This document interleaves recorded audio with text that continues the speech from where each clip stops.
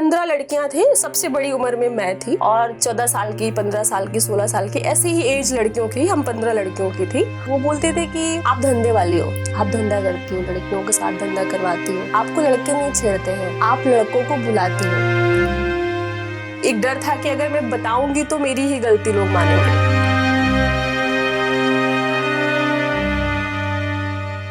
Hello, नमस्ते, सलाम। मेरा नाम है मानवी और आप देख रहे हैं द सोशल लाइट। आज मेरे साथ हैं ऐसी वुमेन एम्पावरमेंट का एग्जाम्पल जिन्होंने वुमेन को एम्पावर करने के लिए एक ब्रिगेड खड़ी कर दी। आज मेरे साथ हैं उषा विश्वकर्मा जी।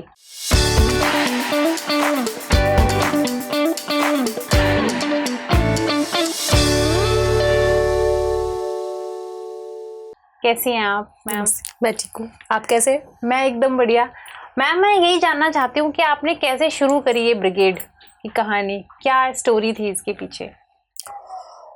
ऐसा तो कोई प्लान नहीं था पहले कभी कि रेड ब्रिगेड बनेगी और कोई संस्था बनेगी, इस तरह का काम होगा। तो इसकी जो शुरुआत जो हुई 2006 से 2005 से मैंने शिक्षा पे काम करना शुरू किया और 2006 में मेरे साथी ने ही मेरे साथ बलात्कार की कोशिश की। और वो ऐसा हुआ कि क्योंकि मैं स्लम्स बस्ती में काम करती थी और शुरुआत मैंने अकेले से की और वहाँ पे एक साथी आया सपोर्ट में कि हम आपका सपोर्ट करेंगे। तो लगभग हम लोग 8 से 10 घंटे एक साथ रहते थे, पढ़ाते भी थे बच्चों को, फिर कोचिंग क्लास देते थे। तो कुछ जिस संस्था से हम जुड़े हुए थे और उसमें क्या हुआ कि एक डेट होती है जिसमें आपको बाउचर वगैरह सबमिट करना होता है। तो उसने बोला कि मैं अपना बाउचर घर पे भूल गया हूँ। तो मैंने कहा ठीक है, घर पे चल के ले लेते हैं, फिर हम उधर से चलेंगे। हम घर गए उसके, और इससे पहले भी मैं 2-3 बार गई हुई थी। वो अकेले रहता था और गर्मी का महीना था और मैं घर में घुसती हूँ, दरवाज़ा बंद हो जाता है तो मुझे कोई फ़र्क नहीं पड़ता है और मैं पानी पीती हूँ। और पानी पीती हूँ और अचानक से पीछे से हाथ मुझे गिरफ्त करता है और तब भी मुझे लगता है कि मजाक चल रहा है कि किसी के साथ आप 8-10 घंटे साथ रह रहे हो तो वो तो इतना जल्दी तो ऐसा नहीं कर सकता है।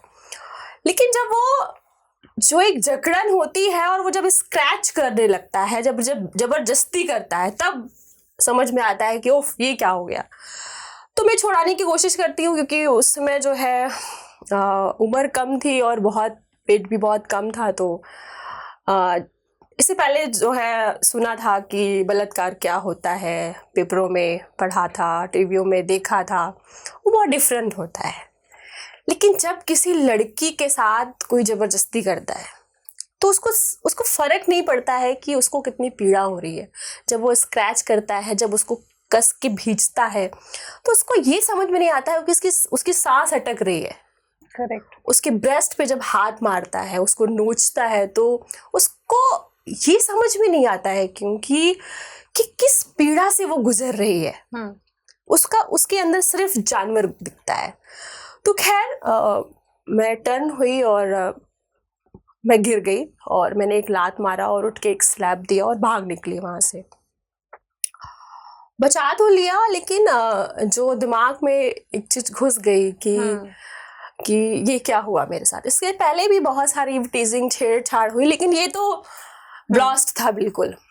तो घर पे गई और मैंने बताया नहीं घर पर, और बताया नहीं, लेकिन ये चीज मेरे अंदर बिल्कुल घर कर गई और अंदर ही अंदर मुझे खाने लगी, क्योंकि वो हर लड़की के लिए हाँ। उससे पहले उषा विश्वकर्मा बहुत तेज थी, बहुत लड़ने वाली लड़की थी और बिल्कुल किसी के सामने झुकती नहीं थी और हंसती थी तो बहुत दूर तक सुनाई देता था। लेकिन उस घटना ने मुझे बिल्कुल तोड़ के रख दिया और मैं अंदर अंदर घुटने लगी क्योंकि मैंने पेरेंट्स को नहीं बताया कि एक डर था कि अगर मैं बताऊंगी तो मेरी ही गलती लोग मानेंगे। और ये भी था डर कि फिर मेरा जो अपना काम है बाहर जाना और ये सारी चीज़ें बंद हो जाएगी। तो वो बताना मैंने ठीक नहीं समझा और वो अंदर अंदर ही कुड़ने लगी। इस स्टेज पे पहुंच गई कि मैं मेंटली डिस्टर्ब हो गई। मतलब एक ट्रॉमा फेस करने लगी और अपने पापा को कई बार काटा मैंने, अंकल को कई बार काटा। 5 साल की बहन थी मेरी, उठा के फेंक दिया उसको। अपने नाखून को तखत में फंसा के काट देनी, तोड़ देती थी। जब वो मुझे सदमा आता था तो डॉक्टरों को दिखाया जाता था, सारे टेस्ट करवाए गए, कोई बीमारी नहीं थी मुझे, कोई मतलब समझ में नहीं आ रहा था कि क्या था। तो कुछ लोग कहते थे किसी से मुझे प्रेम हो गया है, मतलब उनका एक अलग लेवल चल रहा था कि मुझे प्रेम हो गया है तो मैं इसलिए हरकत कर रही हूँ, मेरी शादी करवा दे। लेकिन मेरे पेरेंट्स बहुत सीधे थे, तो फिर एक कुछ लोगों ने ये बताया कि मुझे भूत पिचास लग गया है, तो मुझे झाड़ फूक भी करवाई गई। मेरे बहुत लंबे बाल थे, क्योंकि वहाँ जब झाड़ फूक वाले जो अपना जो एक तरीका अपनाते हैं, वो मेरे बाल को खींचते थे, मुझे मारते थे, पता नहीं क्या क्या करते थे। और फिर मैं बेहोश हो जाती थी, और जब मैं उठती थी तो मुझे मतलब इतना दम नहीं बचता था कि मैं खड़े होकर के जाके टॉयलेट कर लूँ। तो मेरे पेरेंट्स मुझे गोद में लेकर के जाते थे। ये करीबन 1.5 साल चला, और वो मैं अंदर ही कुड़ रही थी। तो मेरी कुछ फ्रेंड सर्किल थी, उन्होंने कहा ऐसे क्या हो गया जो लड़की हंसने के लिए डांट खाती थी और अचानक से शांत हो गई, और ऐसा। फिर कुछ मतलब जब मेरा बिल्कुल एक लेबल बढ़ गया तो फिर बोला गया कि इनको मानसिक विभाग में दिखाई गया। मैं वहाँ गई, पेरेंट्स लेके गए, और वहाँ पे जिस डॉक्टर से मेरी मुलाकात हुई वो पहले से मुझे जानते थे, क्योंकि मेरे मतलब कुछ महीने पहले हमारी उनसे लड़ाई हुई थी महिला मुद्दे को लेकर के। तो मुझे वो पहचान गए, क्योंकि लड़ने वाले को लोग याद रखते हैं। तो मुझे पहचान गए, तो बोले कि तुम मुझे पहचानती हो? तो मैंने कहा हाँ। तो उन्होंने पूछा कहाँ पे मिले हम, कैसे मिले, तो मैंने उनको पूरा क्लियरली बताया। तो उनके जो भी तरीके होते हैं बातचीत करने के, वो सब बातचीत किया, और मेरे पेरेंट्स को बहुत डांटा कि आपको किसने कहा कि इसकी कुछ मानसिक स्थिति खराब है। मान लीजिए मैं था यहाँ बैठा, कोई और होता तो खैर फिर मुझे बोले कि मतलब इसको कुछ ऐसा सदमा लगा है कि जिसको आपको ये बता नहीं पा रही है। तो खैर फिर मम्मी पापा वापस लेकर के आए, और फिर जो मेरी कुछ फ्रेंड्स थे और पापा मम्मी थे, उन्होंने बातचीत की। फिर मैंने बताया कि क्या घटना हुई मेरे साथ। तो पेरेंट्स का वही रिएक्शन कि उसको जान से मार दूंगा, अब तुमको कुछ करना नहीं है, और मतलब ये सारी चीज़ें थी। तो हमने कहा नहीं, मुझे करना है। और फिर सपोर्ट, जब मैंने ये सारी चीज़ें बता दी तो थोड़ा सा मुझे सुकून मिला, और फिर मैंने ये तय किया कि मुझे आगे काम करना है।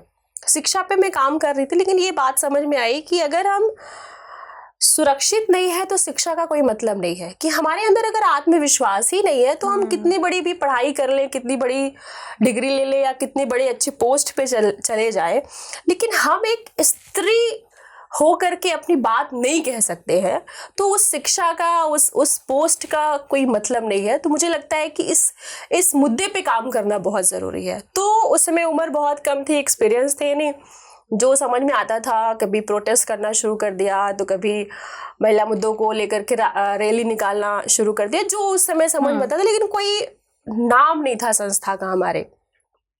तो हम लोग नुक्कड़ नाटक भी करते थे। तो हम 15 लड़कियां थी, सबसे बड़ी उम्र में मैं थी, और 14 साल की, 15 साल की, 16 साल की, ऐसी ही एज लड़कियों की, हम 15 लड़कियों की थी। तो जब हम लोग नुक्कड़ नाटक करते थे तो नुक्कड़ नाटक भी उसी मुद्दों को लेकर कि जो हमारे आसपास हमारे घरों में चल रहा है, कि पति आके पिटाई कर रहा है, तो कहीं बच्चों की समस्या है, तो कहीं शराब की समस्या है, तो उसको लेकर के। लेकिन क्योंकि अलग अलग यूनिफॉर्म होती थी हम लोगों की, जैसे जब कोई आप ड्रेस कोड एक होता है तो उसका एक अलग मैसेज जाता है कि एक टीम है। लेकिन अगर अलग अलग ड्रेस है तो उसका मतलब नहीं जाता है। तो फिर लड़कियों ने बोला कि हम नाटक करते हैं, कोई मतलब तो होता नहीं है, हमारे पास कोई ड्रेस कोड नहीं है, हमको कपड़ा चाहिए। तो हमने कहा ठीक है। तो हम लोग को जो कॉपी पेन पेंसिल सपोर्ट करते थे, कुछ लोग इंडिविजुअल, तो हमने कहा मुझे ये चाहिए। तो उन्होंने कहा ठीक है।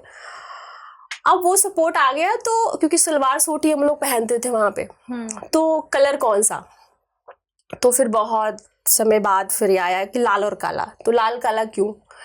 तो ये बोला गया लाल मीन्स संघर्ष और कहीं ना कहीं खतरा, ब्लैक मीन्स विरोध, कि हम लड़कियां संघर्ष तो कर ही रहे हैं, अगर हमारे साथ कुछ गलत होता है तो उसका विरोध भी करना आना चाहिए। तो हमने लाल कुर्ता और काली सलवार काला दुपट्टा बनवाया, और उसको भी पहन करके प्रोटेस्ट करना, रैली निकालना, जागरूकता अभियान करना निकलने लगे। जब हम समूह में निकलते थे तो भी कमेंट, ओहो लाल परियां जा रही हैं, तितलियां जा रही हैं, तो किसी ने कहा उड़ाका दल जा रहा है। तो उसमें से एक ग्रुप लड़कों की थी, तो उसने कहा कि वाह क्या बात है, पावरफुल रेड ब्रिगेड जा रही है। तो ये हमारी टीम को बड़ा अच्छा लगा क्योंकि हमारा कोई नाम था नहीं। तो बोले आज से हमारा कोई नाम भी नहीं है, हमारे ऊपर ये सूट भी कर रहा है, तो आज से हम रेड ब्रिगेड हैं। तो ऐसे शुरुआत हुई रेड ब्रिगेड की। तो वही कलर मतलब विरोध और संघर्ष हाँ। को लेके आपने रेड और ब्लैक का कॉम्बिनेशन हाँ, रखा। हाँ। आपके जो टीम है आपकी बड़ी होती जा रही है, कितने बच्चे हैं आपकी टीम में? अभी हमारी टीम में जो लड़कियां हैं वो करीबन लखनऊ में 200 लड़कियों की संख्या है, 200 से ऊपर ही होगी। अभी तो टीम बढ़ती जा रही है और वहाँ पे हम लोग 200 वॉलंटरी करते हैं और सारे लोग हम लोग वॉलंटरी बेस पे ही काम करते हैं। ओके। तो आप जिस चीज़ के लिए ये वुमेन एम्पावरमेंट ही है और जिस तरफ जा रही हैं आप, उन टॉपिक से जो लड़कियां हैं थोड़ा भागती हैं, और लखनऊ में भी काफ़ी लोग भागते होंगे और छोटे शहर हैं वहाँ से भी भागते हैं, तो उनको आपको क्या कहना है? क्या भागना चाहिए इन सब टॉपिक से? नहीं, भागना तो नहीं चाहिए क्योंकि मुझे लगता है कि एक समझ की भी बात होती है। वो शायद वो उस चीज़ को समझ ना पा रही हो क्योंकि जो एक स्त्री की समस्या, एक औरत की जो पीड़ा है, वो हर औरत उसको रिलेट करती है। वो चाहे एक गांव की लड़की हो या शहर की लड़की हो या गरीब परिवार से हो या सड़क की एक लड़की हो या एक बड़े घर की लड़की हो, वो जो एक प्रॉब्लम है जो जिसको वो फेस करती है, एक औरत होना, करेक्ट, औरत होना जो फेस करती है, वो हर लड़की, हर औरत उसको अपना दर्द समझती है। तो मुझे नहीं लगता है कि इससे कोई लड़की भागेगी। हाँ, उसको समझने में फेर हो सकता है, उसको नहीं भागना चाहिए। और अभी जो बहुत सारे केसेस आते हैं रेप के, अभी दिल्ली में एक केस हुआ जिसमें एक लड़के ने एक बच्ची को मार दिया, तो उस पे भी, ऐसे केसेस पे भी आप काम करते हैं क्या? कोई प्रोटेस्ट करते हैं, क्या करते हैं इन केसेस के लिए? हाँ, हम लोग सर्वाइवर्स के साथ काम करते हैं और हमारे साथ अभी मतलब हमारे साथ ही 2 लड़कियां रहती हैं जो सर्वाइवर हैं। सर्वाइवर के साथ हम लोग 3 लेवल पर काम करते हैं। हमारा पहला फोकस होता है कि उस लड़की को कैसे बचाएं, क्योंकि किसी लड़की के साथ जब घटना होती है तो सबसे पहले ज़रूरत होती है कि उस ट्रामा से उसको निकालना। उस ट्रॉमा में जैसे वो जाती है, उस अवसाद में जाती है, हम ठीक है FIR कर दे रहे हैं, पुलिस प्रोटेक्शन ले रहे हैं, ठीक है, हम जो है कोर्ट तक जा रहे हैं, लेकिन सबसे पहले ज़रूरत होती है कि उसको कैसे आप बचा रहे हैं। तो उसकी मेंटल लेवल पर हम कैसे, मानसिक रूप से उसको कैसे उस अवसाद से निकाल सकते हैं, उसको लेकर के काम करते हैं। सेकंड, जो लीगल और क्या क्या काम, क्या स्टेप्स लेते हैं आप लोग? हम लोग जो है शिक्षा को लेकर के काम करते हैं और थाने से लेकर के अदालत तक जो भी उसको न्याय दिलाना होता है उसकी पूरी प्रोसेस हम लोग करते हैं। और अगर वो अवसाद में है तो उस अवसाद से हम उसको कैसे निकाल सकते हैं, उसको लेकर के हम लोग काम करते हैं। तो अब तक आपके पास कितने केसेस आ चुके हैं ऐसे? अब तक तो हम लोगों ने कोई ऐसा मतलब लिस्टिंग नहीं किया है, लेकिन लगभग 1000 लड़कियों के साथ हम लोगों ने काम किया है। और प्रेजेंट टाइम में तो अभी 2-3 केस चल भी रहे हैं, रेप विक्टिम है उनके साथ। हाँ, अभी 3 केस चल भी रहे हैं। मैम, जब आपने रेड ब्रिगेड की शुरुआत करी थी तो कुछ चैलेंजेस भी आपको आए होंगे सामने, कुछ लोगों ने उसको मतलब खिलाफ भी गए होंगे उसके, तो क्या क्या चैलेंजेस आपने झेले हैं? औरत होना ही अपने आप में एक चैलेंज है। तो और उसके ऊपर आप औरतों के मुद्दे पे काम कर रही हैं, ये इससे बड़ा चैलेंज है। तो जब हमने ये काम शुरू किया तो लड़कियों की ग्रुप थी और मेरी भी कोई एज उतनी नहीं थी, तो जब लड़के परेशान करते थे, कई बार होता था उनके घर जाते थे कंप्लेन करने, तो वो बोलते थे कि आप धंधे वाली हो, आप धंधा करती हो, लड़कियों के साथ धंधा करवाती हो, आपको लड़के नहीं छेड़ते हैं, आप लड़कों को बुलाती हो। हाँ, इस तरह के चैलेंजेस आए और पुलिस के पास सपोर्ट के लिए जाते थे तो उनका एक अपना अलग ही फंडा होता था कि आप क्यों निकलती हैं, क्या ज़रूरत है बाहर निकलने की। और अगर लड़कियों के साथ काम करने की बात है तो लड़कियों को बाहर निकलने में ही एक चैलेंज है कि पेरेंट्स के साथ आप बात करते थे तो पेरेंट्स की बहुत सारे कंडीशन थे, क्योंकि घर में आप काम करिए, खाना बना के जाइए, पढ़ाई के लिए अगर बोला है तो पढ़ाई में भी बहुत सारे कंडीशन होते थे। सुबह वो काम करके जाए, अगर स्कूल से आ रही तो भी काम करे, तो ये तो फेस करना ही है। और फिर अगर थोड़ी लड़की बड़ी हो गई तो वो तुरंत घर वाले शादी को लेकर के आ जाते थे। तो इस तरह के तो बहुत सारे फेस करने पड़े। पता चला कि लड़की के लिए रिश्ता अच्छा आ गया तो वो कम एज में ही विवाह करने चले गए। तो ये इस तरह की बहुत सारी समस्या आई, लेकिन हमें लगता है कि हम लोगों ने उसको उतना ध्यान नहीं दिया। हमारा अपना लक्ष्य था, हम उस पर चलते रहे। आपको क्या लगता है पुरानी मानसिकता जो लड़कियों को लेके या रेप्स को लेके और आज की मानसिकता, क्या डिफरेंस आया है अभी तक? देखिए, पुरानी मानसिकता को मतलब किस में आप बातचीत करना चाह रही हैं? ये लड़कियों को लेके काम करने के नज़रिए में, अगर कोई रेप विक्टिम है उसको किस नज़र से देखने में। पुराने लोग ज़्यादा स्ट्रिक्ट हुआ करते थे, ऐसा मुझे मानना है। अब थोड़े से लोग मॉडर्न हो गए हैं, या फिर लोग थोड़े एक्सेप्टेंस हो गई है लोगों में। मतलब मेरा जो अपना एक सोच है और मैं जो देख रही हूँ, क्योंकि मैं अभी महिलाओं के इतिहास पे काम कर रही हूँ, और ये बहुत ज़रूरी है कि अगर औरत को अपना इतिहास नहीं पता है तो वो अपने बेस को नहीं रख सकती हैं। तो अगर हम 1857 बहुत दूर नहीं है, 1857 से 1947 तक जाएं तो ठीक है, आज जो एक दृष्टि है रेप को लेकर के वो बहुत कुंठित है। आज हम बोलते तो हैं कि मतलब हम सर्वाइवर को बहुत सपोर्ट कर रहे हैं, लेकिन सच में वो है नहीं, वो है नहीं। अंदर से हम बहुत फुसुर करते हैं। करेक्ट। लेकिन हम पिछले अगर समय में जाएं तो बहुत सारे लोग ये भी कहते थे पहले तो बाहर चीजें निकलती नहीं थी, वो सही बात है, लेकिन इस तरह की समस्या नहीं होती थी। हम लड़कियों को स्ट्रांग मानते थे। भैया, अगर हम जिस भूमि पे बैठे हुए हैं वो आज़ादी का जश्न मना पाया तो सिर्फ लड़कों की वजह से नहीं मना पाया, उसमें लड़कियां भी बहुत सी महिलाएं शहीद हुई हैं।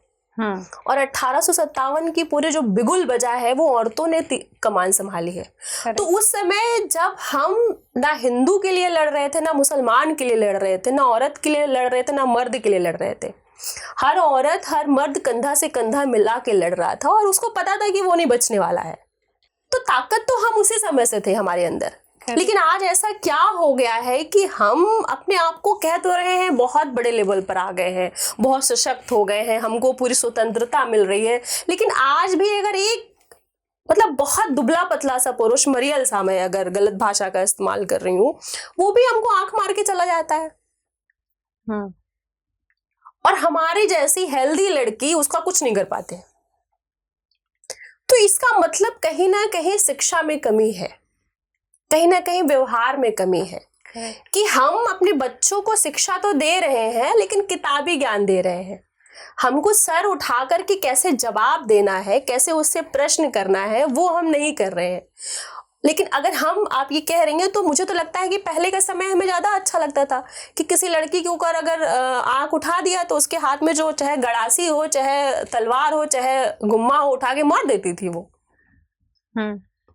आज अगर किसी लड़की को बीच सड़क में भी परेशान कर रहे हैं तो वो लड़की बोल नहीं पा रही है। तो इसका मतलब कहीं ना कहीं हमारे साहस में कमी आ रही है। हम दिखावे की जिंदगी ज्यादा जी रहे हैं और अंदर से जो साहस होना चाहिए वो कम है अभी।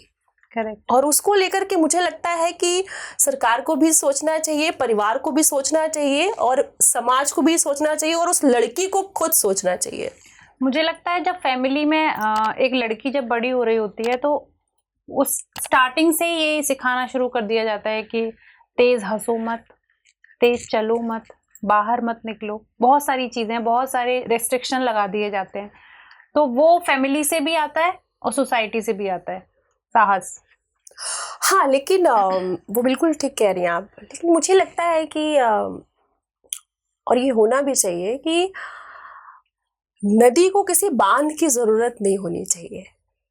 वो अपना किनारा तय करती है, उसको जहाँ से निकलना होता है वो निकल जाती है। और स्त्री की अगर मुझे लगता है तुलना की जाए तो वो नदी है, और नदी जब विकराल रूप लेती है तो कोई भी बांध उसको रोक नहीं पाता है। तो आज तो हमें बहुत आज़ादी मिली है। आज हमारे पास वो हथियार है कि हम एक सेकंड में कई मीलों दूर बैठा व्यक्ति से हम बात कर सकते हैं। तो मुझे लगता है जो संसाधन आज हमारे पास है, अगर स्त्री, औरत, लड़की उसका इस्तेमाल करे, उस शिक्षा का सही इस्तेमाल करे, उस साहस का सही इस्तेमाल करे, तो वो एक नदी बन सकती है। उसके अंदर साहस की कमी नहीं है, लेकिन आज वो चकाचौंध में भूल गई है, वो खो सी गई है, उसको अपनी ताकत का एहसास ही नहीं है। तो वो ताकत कैसे पहचाने, कैसे जाने, उस पे काम करने की जरूरत है। आप एक ताकत की बात कर रही हैं, तो आप एक निशस्त्र कला भी सिखाती हैं, वो क्या है? निशस्त्र कला एक सेल्फ डिफेंस की विधा है और मैंने 5 देशों से सीखा है ट्रेनिंग।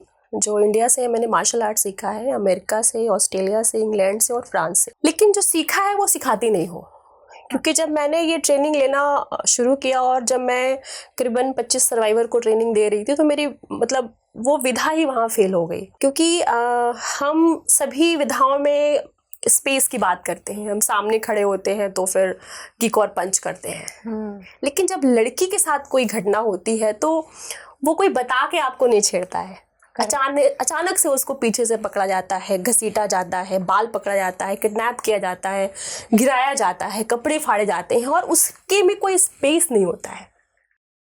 तो उस स्पेस में वो लड़की अपने आप को कैसे बचा सके, उस कला का नाम हमने निशस्त्र कला रखा है। और निशस्त्र कला के माध्यम से अभी तक पूरे देश में हम लोग करीबन 2 लाख लड़कियों को ट्रेनिंग दे चुके हैं, पूरे देश में। अगर रेड ब्रिगेड टीम से कोई महिला या कोई लड़की आपसे हेल्प लेना चाहती है पूरे भारतवर्ष में कहीं से भी, तो वो आपको कैसे कांटेक्ट कर सकती है? मेरा फ़ोन नंबर है और वेबसाइट पे नंबर पड़े हुए हैं और मेरा फ़ोन कभी बंद नहीं होता है। कोशिश होती है कि 24 घंटे वो खुला रहे, तो कभी भी वो फ़ोन लगाती है तो उठता है हमारा फ़ोन। आपको क्या लगता है हरेसमेंट है और उत्पीड़न है, ये सारी चीज़ों से सरकार को क्या करना चाहिए? कोशिश तो कर ही रही है, लेकिन मुझे लगता है कि बहुत सारे अभियान भी चला रही है, लेकिन स्त्री की ताकत को लेकर के, उसके आत्मविश्वास को लेकर के काम करने की ज़रूरत है कि एक औरत का बेस क्या है, उसका क्या इतिहास है, उसको लेकर के मुझे लगता है सरकार को काम करना चाहिए कि एक औरत पढ़ाई के साथ साथ अगर उसके ऊपर कुछ गलत होता है तो वो लड़ाई में भी कैसे अपने आप को परिपक्व समझे, उसको लेकर के भी एक जागरूकता अभियान चलाने की ज़रूरत है। और ये जागरूकता अभियान अगर इसको हम कह रहे हैं तो एक छोटा अवधि में होगा ये, लेकिन इसको लगातार, जैसे आप क्लासेस चलाते हो, सारे सिलेबस तैयार करते हो, ये भी एक सब्जेक्ट के रूप में होना चाहिए। हर स्कूल में होना चाहिए, हर कॉलेज में होना चाहिए, ताकि वो कभी ऐसा ना हो कि आज हम 1 साल में एक ट्रेनिंग हो गई और उससे हम सशक्त हो गए। नहीं, इसको एक कोर्स के रूप में डालना चाहिए कि ये आपको करना ही करना है, ये आपको तैयार करना ही है और इसकी भी एक एग्जाम होनी चाहिए, ताकि वो जो साहस है वो आ पाया है या नहीं आ पाया, उसको लेकर के काम करने की जरूरत है। अगर हम उत्पीड़न की ही बात करें तो अब तो जो अभी जनरेशन चल रही है और अभी सुनने में भी बहुत आ रहा है कि अब तो लड़के भी नहीं बच रहे हैं उस चीज से, उस पे आपका क्या कहना है? उस पे तो मतलब किसी एक चीज से नहीं हो रहा है, इस पे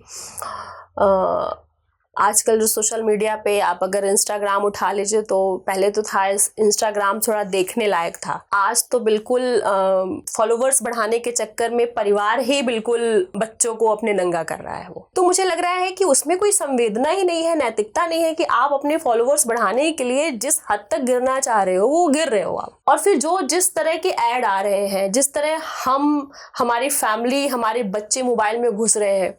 आज के समय में अगर परिवार में कहते माता पिता 2 बच्चे हैं तो चारों के पास मोबाइल है और एक ही कमरे में 4 कोने में बैठे हैं। तो मुझे लगता है कि ये जो एक सामूहिकता होनी चाहिए वो खत्म हो रही है और इसके लिए पेरेंट्स को सोचना पड़ेगा कि मेरा बच्चा कहाँ जा रहा है, क्या कर रहा है। वो बहुत जरूरी है कि आज अगर हम समूह में नहीं रह पा रहे हैं तो आप किस पे विश्वास करेंगे, क्योंकि आप जो मोबाइल देख रहे हैं वही एक दारू पी करके भी देख रहा है, वही एक ड्रग्स लेकर भी देख रहा है। और जो दारू पीता है और वो इंस्टाग्राम पे या किसी चीज पे देखता है तो वो उसका असर अलग पड़ता है। तो उसके लिए वो छोटा बच्चा हो या बड़ा बच्चा हो या लड़की हो या लड़का हो, कोई फर्क नहीं पड़ता है।